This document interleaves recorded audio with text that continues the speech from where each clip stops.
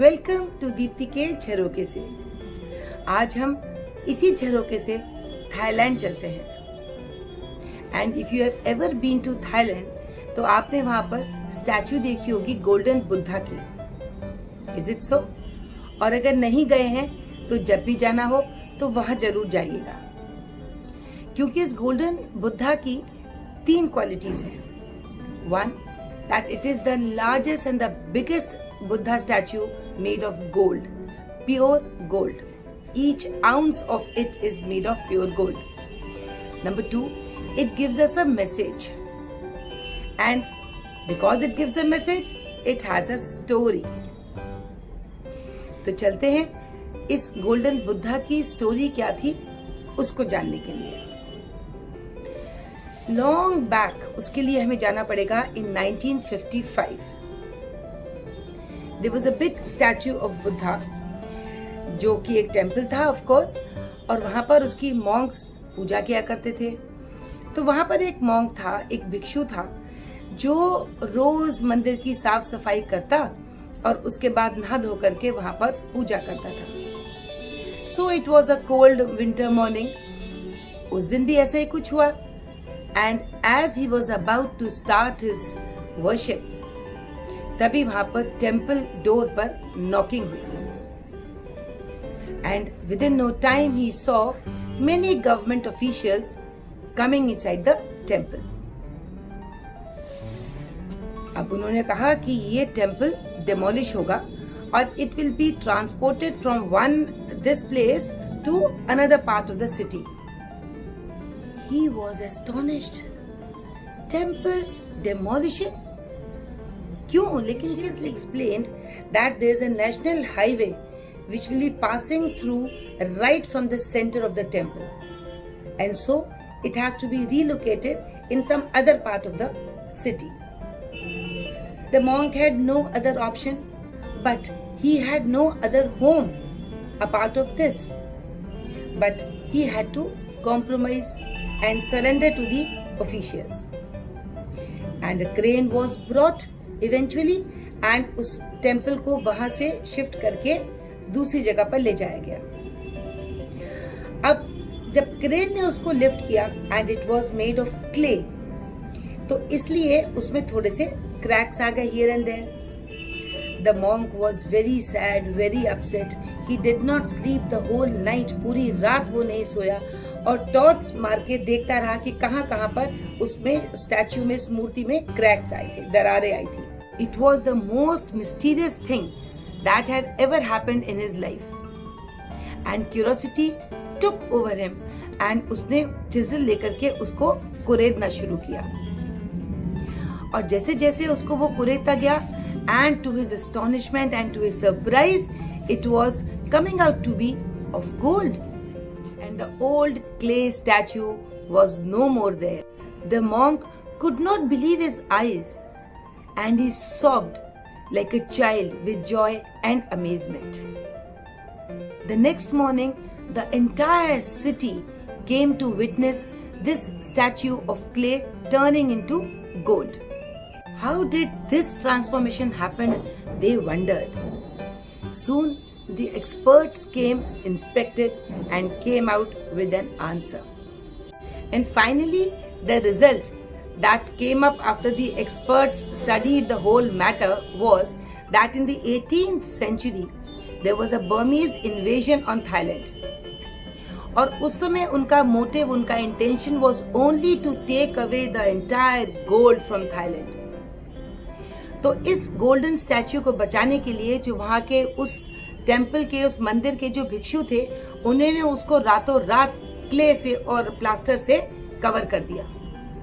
जब इन्वेजन खत्म हुआ, लोगों ने फिर से मंदिरों में आना शुरू किया तो उनको वो क्ले की ही मूर्ति मिली, तो लोग उन्हीं की पूजा करते रहे।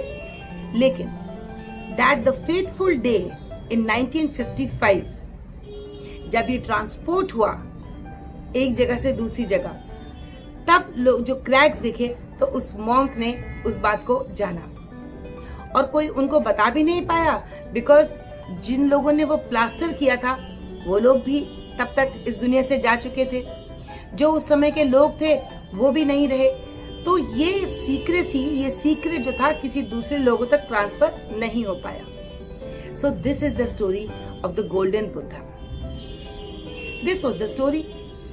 Now I told you there is a message. I am sure most of you have understood कि मैसेज क्या होगा। The message is very simple and precise. अगर हम उस क्ले के बुद्धा को खुद से रिलेट करें तो समझ सकते हैं कि हमारे अंदर भी एक गोल्डन बुद्धा है और हम लोग उस गोल्डन बुद्धा को कवर कर लेते हैं with the clay, and that is hatred, distrust, anger, fear, doubt. हमको उन सब को विन ओवर करना है धीरे धीरे, like the monk did with the chisel. अगर हम एक बार शुरुआत करेंगे तो फिर इन सब डर की, भय की, घबराहट की, द्वेष की और जलन की, ये सब की जो परतें हैं वो धीरे धीरे उतर जाएंगी। और हमारे अंदर का जो गोल्डन बुद्धा है वो क्या है? Golden Buddha, golden Buddha is love, care, trust and belief, respecting others and respecting of course your own self, and what else? Empathy, self control, optimism। इस सब से भर के भगवान ने हमको भेजा है। ईश्वर की ये देन है जो सबको फ्री मिली है, बस हम उसको कुरेदते नहीं। बाहरी इन्फ्लुएंसेस की वजह से हम उनको छुपा के रखते हैं, और जिस दिन वो अवेकनिंग आ गई कि नहीं, I have to take out my golden Buddha, वो दिन हमारा जीत का दिन होगा। तो हम इस दुनिया में आए हैं तो कुछ करके ही तो जाएंगे। तो इससे नेटशेल में हमने क्या सीखा? हमारी नेगेटिव थिंकिंग शायद हमको ये भी भूलने पर मजबूर कर देती है कि हमारे अंदर भी वो एक गोल्डन बुद्धा है, who is wanting to be free from the captivity and limitations। हमें इन सब चीजों से ऊपर उठ के उसको रिलीज करना है, and then you will see the entire universe is longing to be one with us.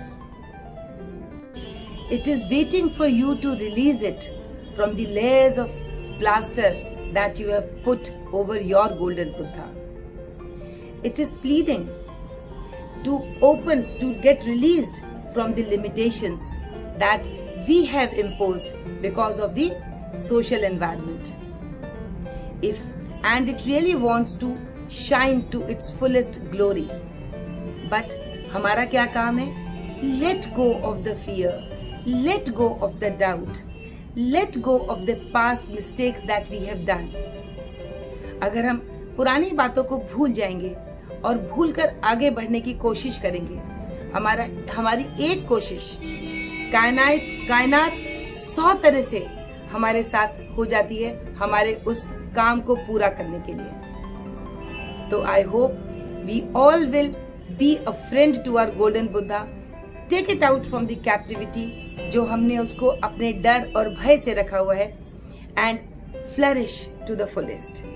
Life is to explore, life is to live, not to pass on. मिलते हैं किसी नई चीज के साथ, तब तक नमस्कार एंड बाय बाय।